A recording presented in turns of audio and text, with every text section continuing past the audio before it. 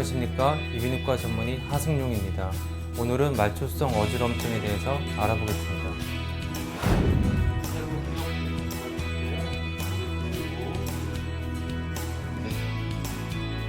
지금 어지럽지 않으세요?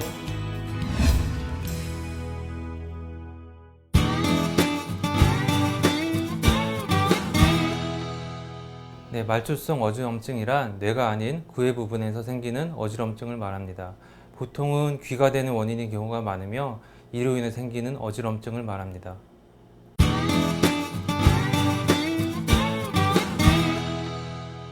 네, 말초성과 중추성의 가장 큰 차이는 회전성 어지럼증 유무와 지속시간에 있습니다. 말초성은 환자분들 표현으로 천장이 빙글빙글 돈다 혹은 갑자기 자세를 바꾸는데 빙빙 돈다고 표현을 하십니다. 이런 증상이 질환에 따라 하루에도 몇 번씩 수초, 수분, 수시간 생겼다가 고정되는 양상을 보입니다. 이와 달리 중추성 증상은 손발의 마비 증상 및 어지럼증이 호전됨 없이 점점 악화되는 양상을 보입니다. 대표적 질환으로 뇌경색, 뇌출혈을 생각하시면 됩니다. 물론 이런 증상 차이로 100% 감별하기는 어렵습니다. 특히 소뇌경색 같은 경우는 중추성 질환이지만 말초성 어지럼증 양상을 보이기도 하기 때문입니다.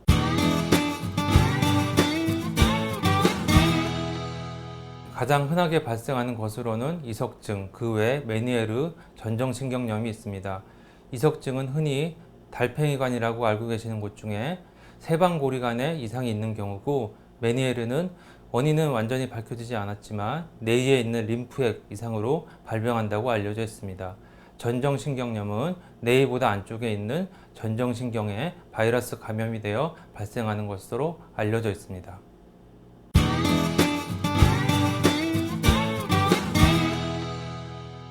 가장 중요한 건 환자분들이 호소하시는 병력 청취입니다. 어지러워서 병원에 내원하셨을 때 보통은 본인의 어지럼증을 표현하시기 어려워합니다. 어지럽다, 속이 안 좋다 이 정도 표현을 하시는 게 일반적이며, 여기서 의사가 어느 장소에서 어떤 양상인지 지속시간은 어떤지 질문을 통해 병에 대해 감별을 하고 의심되는 질환에 대해 검사를 하게 됩니다. 대표적 질환에 대해서 간단히 보면, 이석증은 흔히 달팽이관이라고 알고 계시는 곳에 위치한 세방고리에 이석이라는 돌이 빠져서 생기는 어지럼증입니다. 이는 보시는 바와 같이 눈동자를 볼 수 있는 안경을 쓰고 검사를 통해 진단을 하게 됩니다. 그 외 메니에르 같은 경우는 어지럼증 외에도 귀의 먹먹함을 호소하는 경우가 많으며, 어지럼증 검사 외에 청력 검사를 통해 진단을 하게 됩니다. 마지막으로 전정신경염의 경우 진단을 위해 자바란진이라는 것을 확인해야 하며, 이 또한 눈동자를 볼 수 있는 안경을 통해 진단을 합니다.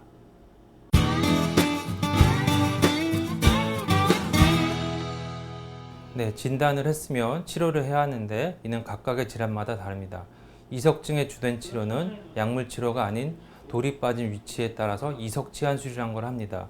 어떤 고리로 빠졌냐에 따라 한 번만 이석 치환술을 했을 때 바로 호전되기도 하고, 치환술이 잘 안 되는 고리로 빠졌을 때 몇 번 정도 더 치료를 하기도 합니다. 메니에르가 의심이 되면 이석증과는 다르게 약물 치료를 합니다. 약을 복용하신 후 다시 내원하여 청력 검사, 어지럼증 검사를 통해 호전된 것을 확인하여야 합니다. 이런 검사를 통해 진단을 하게 되면 진단 후에는 꼭 저염식을 하고 술이나 커피, 담배를 피해야 합니다. 전정신경염이 의심되면 보통은 수일 내로 저절로 호전되기 때문에 대증치료, 즉 구토감, 어지럼증 호전할 수 있는 약물 치료를 합니다.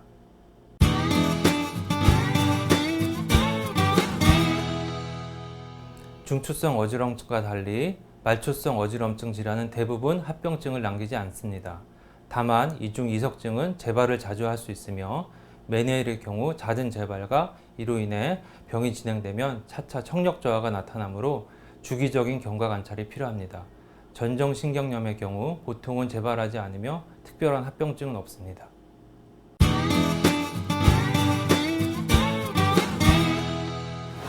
네, 오늘은 말초성 어지럼증에 대해 알아보았습니다. 어지럼증이란 게 단순히 속이 안 좋아도 생길 수 있는 흔한 증상이기 때문에 쉽게 넘어가실 수도 있지만, 어지럼증 증상이 자주 재발되거나 지속될 경우 중추성인지 말초성인지 감별을 해야 되며, 그리고 가까운 병원을 방문하여 올바른 진단과 치료를 통해 건강한 생활을 유지하시기 바랍니다.